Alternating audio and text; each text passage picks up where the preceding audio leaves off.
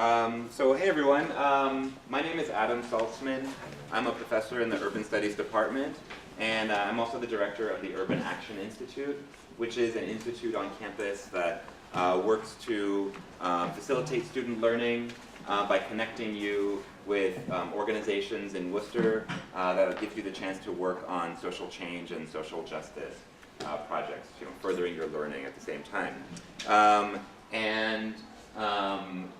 I think Joanne J. Bergovin is maybe somewhere in the room, or she might be outside, but she's the staff assistant for the Urban Action Institute. One of the projects that the Urban Action Institute has is called the Hunger Outreach Team. I think we might have some former members. Raise your hand if you've ever been a member of the Hunger Outreach Team. I think we might just have one here. All right, well, welcome, Brooke. And the Hunger Outreach Team works to advocate for student food security, or it advocates for students to get the nutrition that they need here on campus. It's a group that fights against hunger at Worcester State University and in the broader community as well. And so we've organized this presentation today. Do you guys want to, these are also Hunger Outreach Team members, so if you guys want to introduce yourself. I'm Serena Jeskolka, I'm a junior. Hi, I'm Sue Burchell. I'm actually a freshman. I'm Gail Johnston. I'm an older student. And so we're going to talk today about Worcester State University and the question of hunger here. We're going to talk about why we think there might be an issue, if there's an issue, and how Worcester State University fits within the broader context of Massachusetts and the United States in this regard. So let me pass it on to Sue.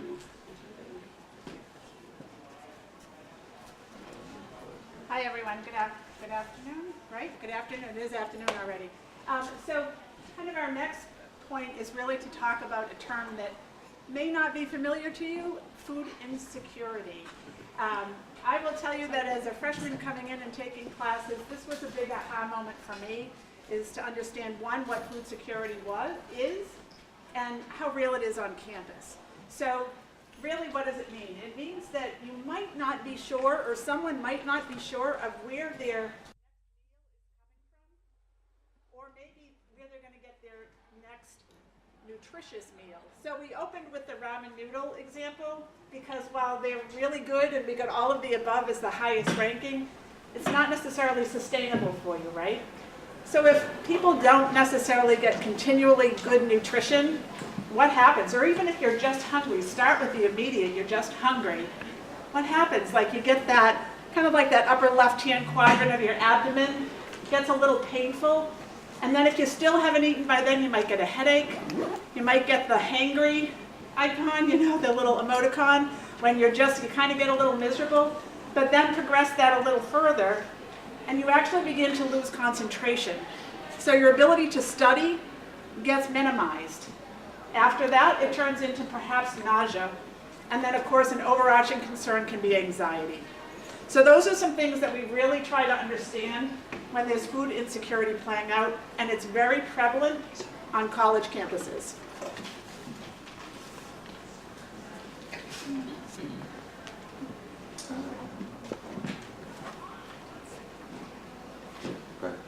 Do you want to do it?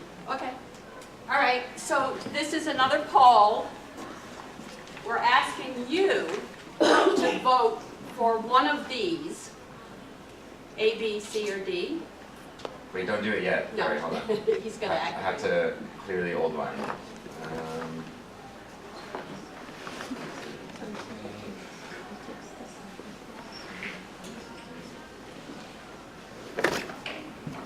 All right. Hold on. All right. So. And the slide. Put the slide back. Well, you can see the bottoms, the answers on the bottom. Oh, good. Okay. So you get to vote on the number of percentage of students on this campus who are food insecure. Please vote now.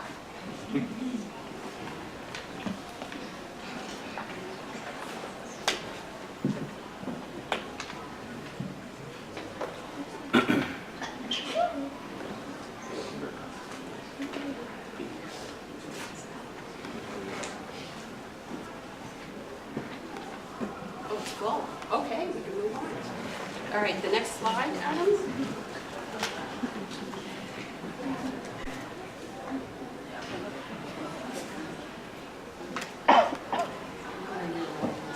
Okay, so I'm going to talk a little bit about food insecurity on college campuses.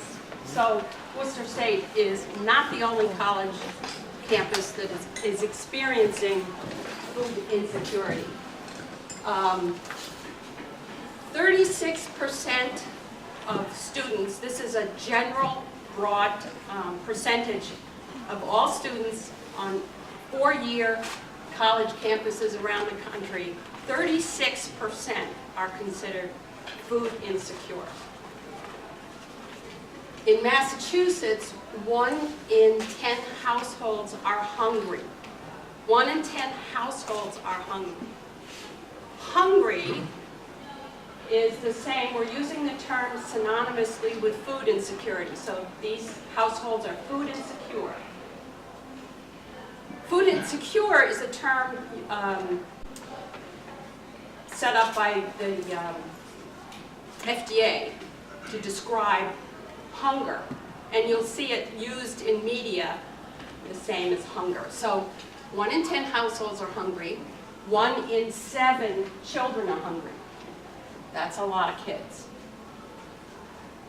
And on this campus, 27%. That's a lot of people on this campus who are food insecure. That's between 1 in 4 and 1 in 3 students here, in this room, on this campus. So, yeah. So now we're going to pass out some cards, good old-fashioned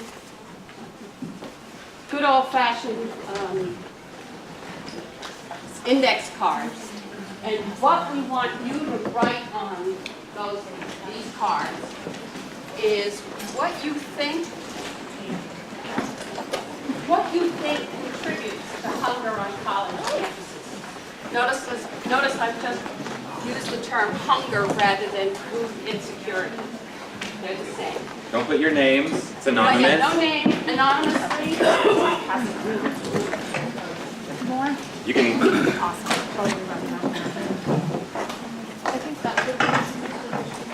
We're going to collect them from you. We're going to shuffle them up. We're going to give them back, and we're going to ask you to read someone else's card so we can get a discussion going about what's the cause of food insecurity.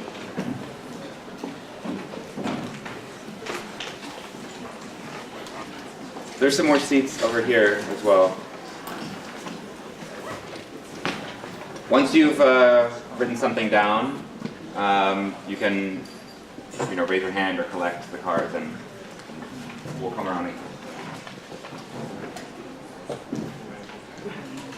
Serena, do you have more? There's a few more. You got extras? Excuse me, I'm going to reach for you. Thank you so much.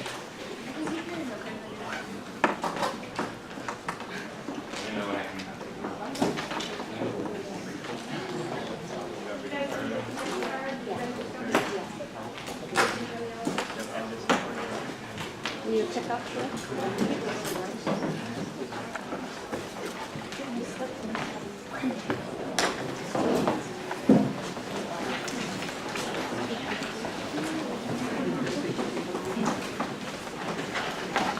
Anybody else need a card?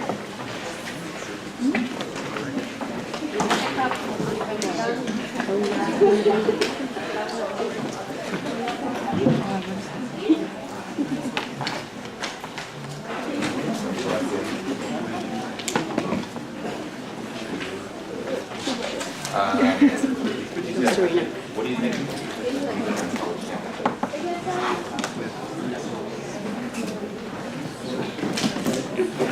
All right.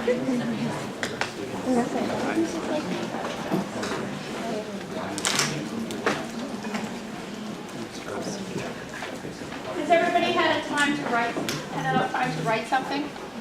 You've got the cards? Okay, now we're gonna do shuffling. Right? Yeah, okay. And hand them back. Yeah, right. Yeah, sure, you can do that side of the room. Yeah. All right. Christine.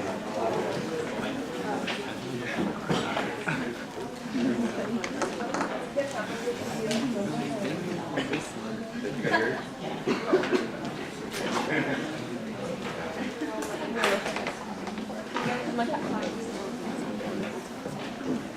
If you have extra ones, let me know. Okay. Yeah, sure, of course.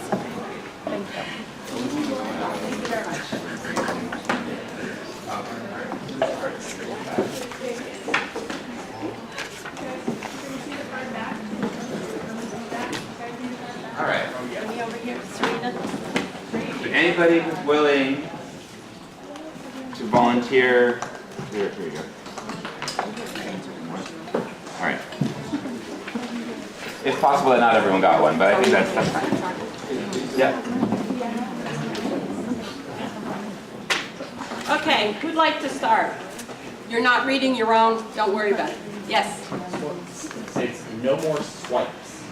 No more swipes. Okay, good. Thank you for starting. Yes, This amazing card says depression. depression. Yes, it's spelled properly. I just want to make sure you said depression. Okay, depression. Yes. No money. No money. Yeah, that'll do it. Yeah, no money. Anybody else want to read another card? Yeah. Transportation. Thank you. You want one more? One more? Let's see if we can get, yeah, how many? We can get it, yeah.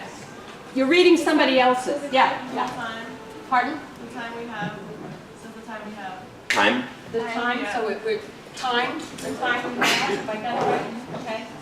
Somebody else? You? Too much stress and too much to eat. Okay. Food isn't that good. Food isn't that good? Yeah. Okay, right. Anybody else want to read theirs? It's not even yours. Let's get a couple more. Did you have, were you gonna say There's something? multiple points on this one. The cafeteria is closed too early. Okay, we can chalk that under, put that under time. Yeah. So it's really helpful if you read what you received because somebody's feeling that anxiety. So please feel free to share what you've got on a card. Money plus time plus quality. Money plus Time. time plus quality. Okay. Money, time, quality. Okay. All right. We have another hand over there. Insufficient funds to retrieve the right amount of resources needed to properly. Okay. Okay. That was one. All right. It kind of touches on a lot of these here. Put resources over here. Yeah. Let's get a couple more.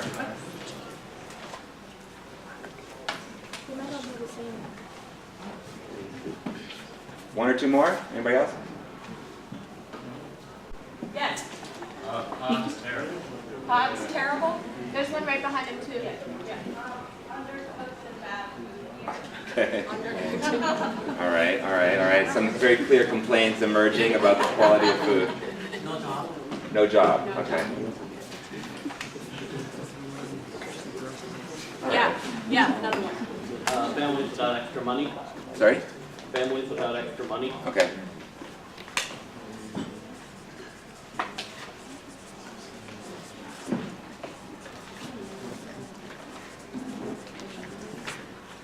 So there's a few extra cards here, so can I give you one? Sure. Lack of affordable food on Mhm. campus. And too expensive to order out. Okay. Oh, one more. Yeah. Bad time management. Okay.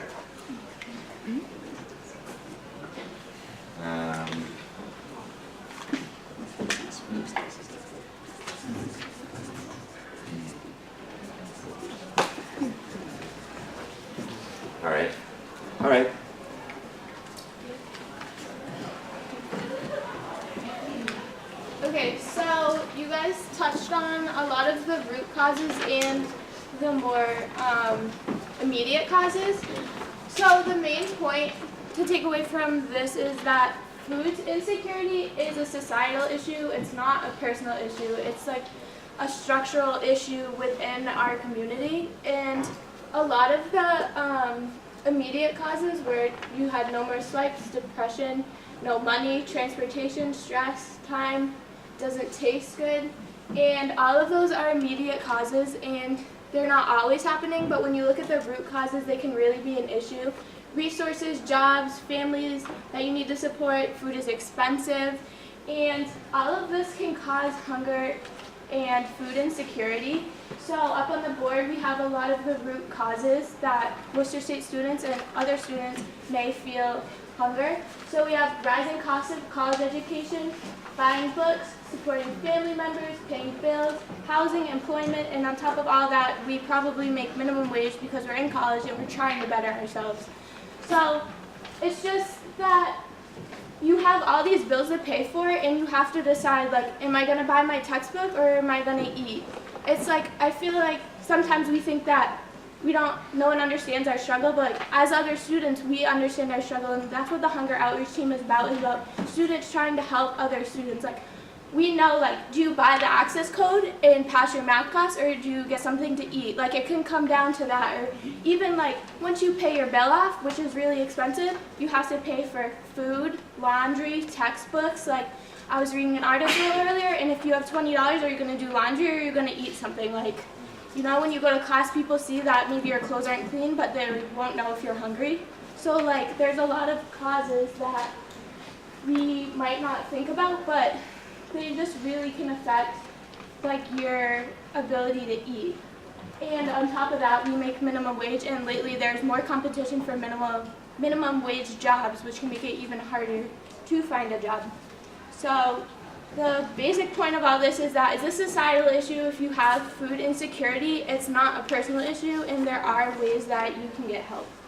Just to add, and if anybody else has any points that you guys want to add, there are a dozen other immediate causes. Forgot to bring my lunch today, was too stressed, and there are other root causes here as well. And while we might think of these more often, these are easier to cite, right? The day-to-day reasons that we're hungry today. These root causes here are less visible. The root, right? The root of the tree is less visible, but it's significant and kind of hangs in the background, and it's really something that unites all of us, as Serena was saying. And just to say, is anybody, how many hours would you need to work a minimum wage job to be able to afford a home rent, typical fair market rent in Massachusetts? That's right. 8 hours. That's right, 80 hours. That's exactly right. And so the fact that minimum wage is where it is reflective of the fact that wages have not increased in the United States, besides accounting for inflation, really since 1980, since the late 70s, early 80s. But the cost of living has definitely increased. The cost of education has increased. Students in the United States have an average of $20,000 in loans, right? So debt, cost of living, they just aren't compatible. They aren't covered by the wage that a lot of us are getting, and that a lot of you are getting as students, right? And a lot of people are getting out there in the workforce. Another issue to think about is sometimes you have scholarships, loans, grants, and a job, and sometimes still that doesn't make ends meet, and that can also be a root cause of hunger. All right. So, sure. Okay. So kind of another part that really equates to this is you have a right to be food secure. It's not, it really is a right. And a right is something different to think about. So if you think about the US Constitution, it comes with a Bill of Rights, right? The freedom, the right to worship, the right to free speech, the right for assembly, right? Those are given rights to you, right? Your right to vote. Today's a deadline for voter registration in Massachusetts, right? Today is an important day to register for your vote to write. Food really is no different. You have a right to not be food insecure. And there are options for you. And that's an equal part of what we're here for today. In 1948, this goes way back and this is global. In 1948, the United Nations understood that this was an issue and they created a framework for human rights. And one of the frameworks within that was the right to be food secure. So now fast forward, what is America doing? What's the United States doing?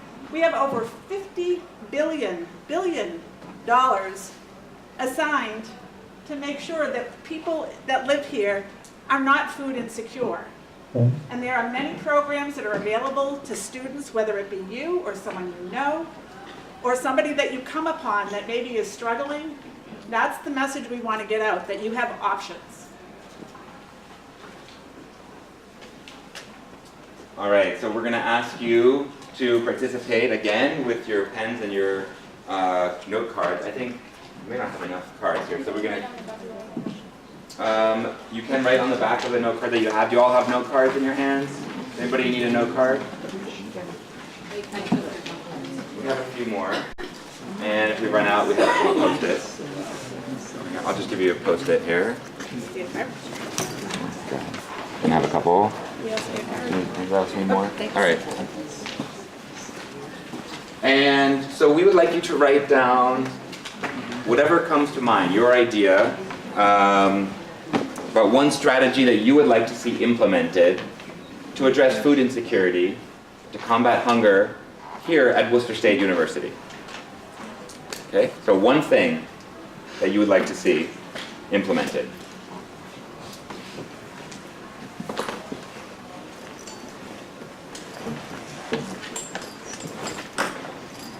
Take a couple minutes.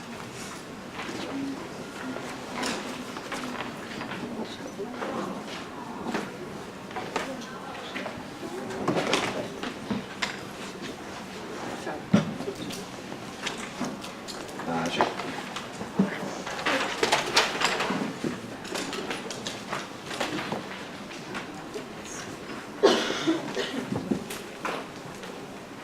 All right. I'd like to ask you, I'd like to ask for some brave volunteers. Anybody willing to share what you wrote down? Like some colleges and universities, they throw away food that's not used for that day, like either nightly or weekly. Mm-hmm. So instead of doing that, you can offer a discount rate or just give it out for free. Okay, absolutely. So we call that food recovery, and that is something that some colleges have started to do. Yeah. One of the things is also educating students on financial programs available. Okay. There's a number of programs I know that are available for students, both through financial aid and other staff and things like that. Okay. In addition to that, also offering some sort of, right now they use a third-party Chartwells for the food. You can easily get students, a sort of job, if at times seems to be the big issue, is you can train the students to actually do it, that way you have a facility open as well as getting people working. Absolutely, yeah.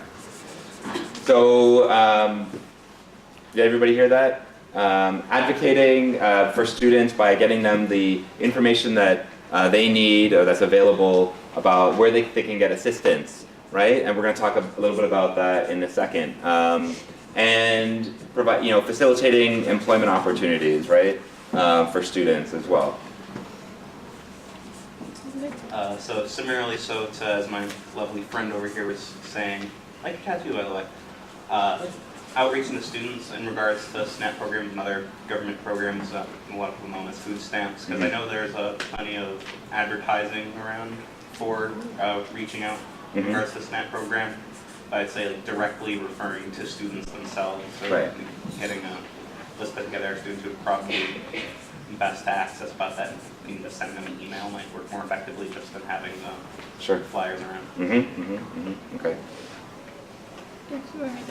Applying to what he said, if you do, isn't SNAP based upon income? So if you're living with your parents, wouldn't it be based upon their income? It depends, but if it depends on your age, but yeah. Mhm. Okay. So like my point is like if your parents are making a lot of money and they aren't really like, maybe they're not paying for your college, maybe you're just doing it on your own, you still have your address to their house. I don't really think you'd be able to receive benefits.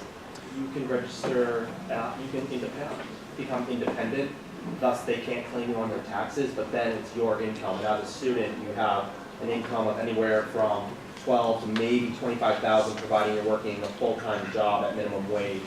Ergo, your income is far substantially less than what your parents' combined income as a dependent would be.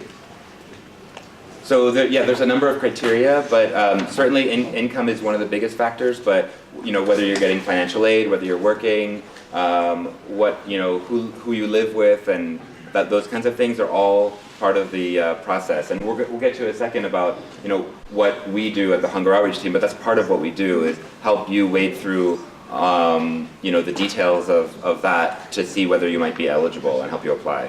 Just to qualify, I believe the standard is if you're a college student, typically, unless you meet certain criteria, you won't be able to apply for SNAP benefits. But is it if you're working 20 hours to support yourself and you're buying at least half of your own food, then you're able to apply for SNAP benefits? That's part of it, right? So one of the criteria points is that you can either be working a minimum of 20 hours, or you can have work study and work a minimum of an hour even, right? So you don't need to be working 20 hours. If you have work study and you're working 1 hour even, you can still qualify. If you're a recipient of a mass grant, right, that alone makes you potentially eligible. Right? Income is still a factor, but all these things make college students eligible. So if you're working part-time, if you're receiving financial aid, the kind of financial aid you're receiving, am I missing anything? If you have a disability, if you have a dependent, thank you. These are all things that are taken into consideration. But since we're talking about SNAP, let's just talk about SNAP. What is SNAP, and how much help can it actually provide, direct and indirectly? Anybody? SNAP, if I'm not mistaken, I forget what it stands. It's the Food Allocation Program.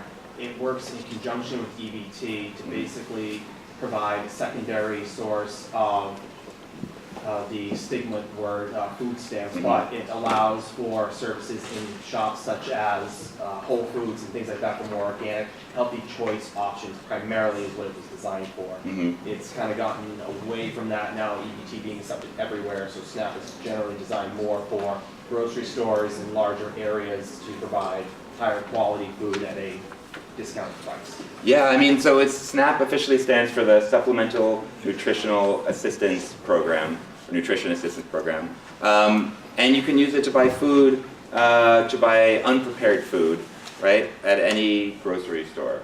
And yeah, go ahead. Based on the questions you had and the comments you're making, I want to ask you a question. Show of hands. I'm going to assume, just for the sake of discussion, none of you are food insecure, just so we don't get into that. We're all food secure. If there was a program that just told you about the benefits available, would that be easier to attend than to step up to an individual to get some help? Do you think that would be easier? In other words, if we presented a program and said, well, this is what's available, would it be useful? Certainly so, because with many people going as an individual, you feel a little bit of stigma to it, but if you're going to a place where there's several individuals who also are trying to receive the information, it may feel less. I do like that, but like you were saying, with the whole, as an individual, there's definitely the stigma in the whole, I don't want to be that. Even with other people, now you can identify, there's the whole psychological aspect behind it. Even something like blind carbon copy emails with the programs to individuals who identify themselves. That way, no one can see who else is in there. Right. Again, so that you're not individualizing yourself at the same time, you can still receive the information, the help, whatever loopholes may be available. Mm-hmm. Yeah. So this would be a sort of a general information where no one was sharing any of their information. They were just going to get information. But you're right. we want some confidentiality. Okay. About SNAP, like you guys brought up the word stigma, which is like a really strong word. Like I know we have a lot of stigma about different things on campus, like mental health. SNAP benefits is definitely one of them. The HOT team, the Hunger Outreach Team, one of the things we're trying to do is reduce the stigma around hunger, because it's just a form of financial aid is how it should be looked at. I know there's a stigma, but like I just want to give you guys the idea that it should just be looked at as a form of financial aid. Like you get a financial aid package for college and nobody's ashamed of that. People are usually pretty psyched. So it's just money to help you eat, like you need to eat. So hopefully we can work towards erasing the stigma, because you shouldn't be ashamed of needing help. It's not something to be ashamed of, it's just another form of financial aid. Like they pay for rent or school or books, like they can help you pay for food. And as we just discussed with, with all of you guys, and including the parts that you participated in, we can see that it's not about something bad that any individual did, right, to become hungry. The deck is stacked against us, and it's stacked against you as students. And so financial aid is one way to help you get through, and SNAP might be another one. Were there any other strategies that you guys came up with? All right. Yeah, go ahead. You could open up a food pantry. Could open up a food pantry. Right, that's a good idea.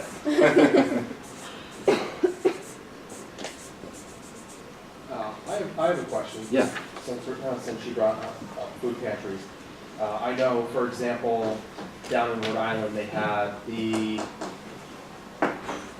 military march or something along those lines. Basically, it was to provide food, things like that, supplies to military families. I wasn't sure if Massachusetts, not necessarily has to be military, but I wasn't sure if Massachusetts had a similar program other than food pantries that encompass the charity of others to an extent. Right. So, for example, this program, you would like Dollar Tree, for example, you buy an item, hey, you want to buy, spend an extra $1 for a notebook, and they basically compile everything at the end of the month.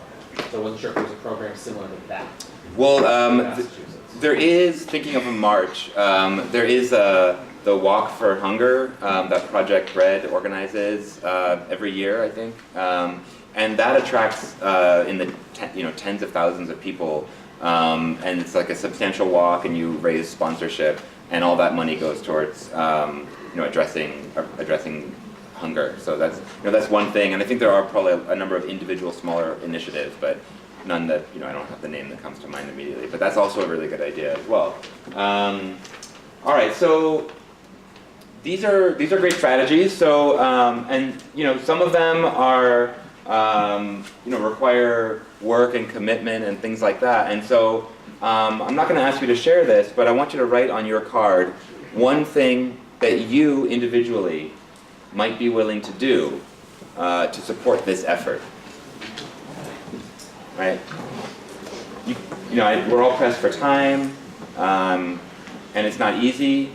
But we're talking about a third of your peers. We're talking about you dealing with this issue. And we want this to be a successful university, and we want to succeed ourselves, and we want to make it through healthy and safe. So to make it a community, it requires all of our participation. So I just want you to reflect and think about that for a second, and you can keep that card with you to remind yourself. So, yeah, perfect. So these are the things that are currently happening at Worcester State University, or connections that we have. So the Hunger Outreach Team does do SNAP advocacy, and the ideas that you shared today about how we can do outreach to get to all the students are certainly ideas that we'll take into consideration. We have an office on campus where you can come and have a confidential conversation with one of the members, and we can walk you through the application process, help you apply. It takes altogether about, 10 minutes, 15 minutes. And the only information we need to get you started would be essentially your name and an address. And that's technically all we actually need to get you started. And that's important because the day that you submit your application is the date that your benefits start if you're considered eligible, right? And eligibility means that you can get between, as one person, $16 a month, which doesn't sound like a lot, up to, I think it's 146, 149, however it changes, but around that, as an individual. If you have a family, that number increases. And that's not nothing, but it also comes with all these other benefits as well. It comes with utility heat assistance, it comes with access, oh yeah, go ahead, yeah. Internet, phone, internet phone assistance? No. It was internet through Comcast. Internet through Comcast, thank you. And you can also get a laptop for $150. Well, oh yeah, subsidized laptop, Program yeah. through Comcast. Right. This is Joanne, by the way. This is Joanne, who I mentioned before, yeah. And then Student Affairs also maintains an emergency meal swipes plan, which is basically like if you're hungry at the moment and you don't have access to food, you can go to Dean Kazarian's office and they'll give you a limited number of swipes to kind of get you through just one particular moment. So it's a short-term temporary solution. And then we have St. Vincent's Food Pantry has let us know that anybody from Worcester State is welcome there. And that's in Worcester. Here's what other schools are doing. So 9 of the other 4-year public institutions in Massachusetts have opened food pantries on campus. A number of them have also opened one-stop service centers, which is basically where you can go to, there's a food pantry, you can get signed up, see if you're eligible and get signed up for SNAP. You can learn about other financial services or assistance that you might be eligible for. Some of them deal with a whole range of issues, including daycare. What else am I missing here? Transportation. And transportation assistance. If you've aged out of foster care, there's a numerous amount of benefits to you as well that office. And a couple of them also have a meal swipes program, which is, I don't know if anybody's familiar with that, but it's basically where students can donate some of their swipes so that other students, those swipes can go into a pool that students who need it can draw from to access the dining hall. And some of them are doing food recovery as well. So to conclude, we are working together with a number of groups on campus, clubs like Enactus and the Urban Studies Club, which if you don't know about those clubs, come to us and check it out. Or you can talk to Brooke over there, who's the vice president of the Urban Studies Club. We're also working with Student Affairs, I think I mentioned them, and a number of other groups, right, to help make this happen. And it's going to be located right here in the Student Center. So you have flyers on your table with more information, or with that information, I should say. Stay tuned, there'll be more announcements to come. But it's called Tea's Pantry, and it's named in honor of one of the founding members of the Hunger Outreach Team, who's a 95-year-old survivor of the Holocaust, who has dedicated her entire life since the end of World War II to fighting against hunger. So stay tuned for that. Does anybody have any questions? All right. Thank you all very much.